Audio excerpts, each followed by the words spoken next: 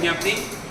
ఈరోజు బొబ్బిలి పట్టణంలో వేంచేసి ఉన్న శ్రీ భూనీలా సమేత వైభవ వెంకటేశ్వర స్వామి దేవాలయంలో మన ఆలయ ధర్మకర్త గారైనటువంటి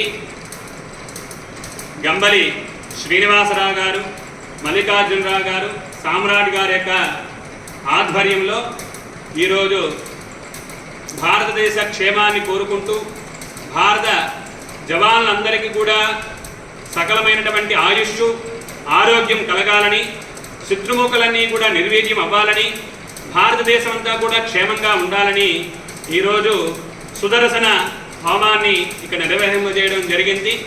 ఇది ముఖ్యంగా యొక్క సమస్తమైనటువంటి క్షేమాన్ని కోరుకుంటూ కూడా మనకి మన రాష్ట్ర ప్రభుత్వం వారు కూడా మన చంద్రబాబు గారు కానివ్వండి, అలాగే ఉప ముఖ్యమంత్రి వర్యులు మన పవన్ కళ్యాణ్ గారు కూడా ప్రతి దేవాలయంలో కూడా మన భారతదేశాన్ని క్షేమాన్ని కోరుకుంటూ పూజలు కానీ హోమాలు కానీ నిర్వహింపజేయమని చెప్పేసి ఆదేశాల మేరకు ముఖ్యంగా బొబ్బిలిపట్నంలో మొట్టమొదటిగా ఈ యొక్క ఆలోచన కలిగింది మన గంబలి శ్రీనివాసరావు గారికేను.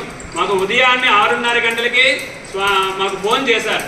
ఫోన్ చేసి చక్కగా మన యొక్క భారతీయులందరి క్షేమాన్ని కోరుకుంటూ ముఖ్యంగా భారత సైనికులందరికీ కూడా సకలమైనటువంటి ఆరోగ్యం ఆయుష్ కలగాలని ఆయన సత్సంకల్పంతో ఈ కార్యక్రమాన్ని ప్రారంభం చేయడం జరిగింది. అది స్వామి యొక్క ఆజ్ఞ మేరకే కానీ ఇది మేము భావన చేస్తూ చక్కగా ఈరోజు ఉదయం 6:30కి అన్నారో లేదో ఈరోజు సాయంత్రం 6:30 గంటలకి ఈ కార్యక్రమం అనేది నిర్వహింప చేసుకోవడం అనేది అది స్వామి యొక్క సంకల్పంగా భావన చేస్తూ సమస్తమైనటువంటి శత్రుముఖులన్నీ కూడా నిర్వీర్యం అవ్వాలని, ఎటువంటి దేశం కూడా భారతదేశం వైపు కన్నెత్తి చూడడానికి కూడా భయపడేటటువంటి విధంగా చక్కగా మన భారత సాయుధ దళాలు త్రివిధ దళాలు ఉన్నటువంటి సైనికులందరూ కూడా సమర్థవంతంగా పాకిస్తాన్ దాడులన్నిటినీ కూడా చక్కగా నిర్వీర్యం చేస్తూ మన యొక్క భారతదేశ ప్రజలందరినీ కూడా కాపాడినందుకు మనందరం కూడా ఒక్కసారిగా వారందరికీ కూడా జైజేలు పలుకుదాం. మన యొక్క భారతదేశాన్ని తరపున ప్రాణాలు అర్పించినటువంటి జవాన్లందరికీ కూడా చక్కనటువంటి జోహార్లు పలుకుదాం.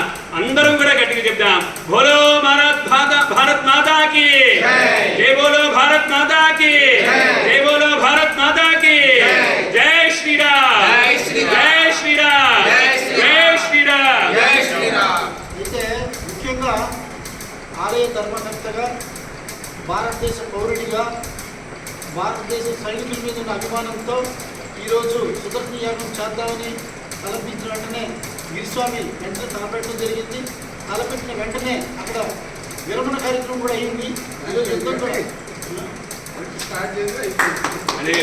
జరిగింది. దానివల్ల మా వైభవ వెంకటేశ్వరానికి ముఖ్యంగా మరొకసారి మేము పాదాభివందనాలు చేసుకుంటూ స్వామివారి మీద కృపకు పాత్రవుతారని కోరుకుంటున్నాం. ఇది ఖచ్చితంగా నిదర్శనమేను.